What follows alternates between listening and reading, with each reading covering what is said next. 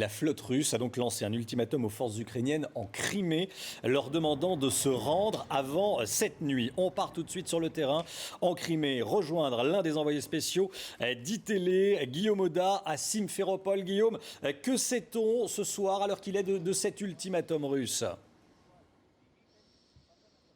Alors, ce qu'on sait, c'est qu'en principe, cet ultimatum, il expire demain à 6 h du matin en heure locale. Pour vous donner un ordre d'idée, la flotte russe, ici basée à Sébastopol, ça représente 20 000 hommes, auxquels il faut ajouter les 5 à 9 000 soldats d'infanterie supplémentaires qui ont été aéroportés sur ce territoire de Crimée. En face, vous avez les militaires de l'armée régulière ukrainienne qui représentent 10 à 15 000 soldats, dont on sait depuis hier qu'ils sont tous encerclés par des milliers d'hommes en armes, toujours non identifiés, mais très bien équipés, professionnels, et dont on sait de toute façon qu'ils agissent aux ordres de Moscou et pour le compte des nouvelles autorités politiques ici en Crimée, autorités séparatistes. Elles exigent de se détacher de l'Ukraine. Elles ne reconnaissent pas le pouvoir de transition ukrainien. Toute la question va être maintenant de savoir comment ces militaires ukrainiens encerclés, très mal équipés, vont réagir. Ils ne font pas le poids,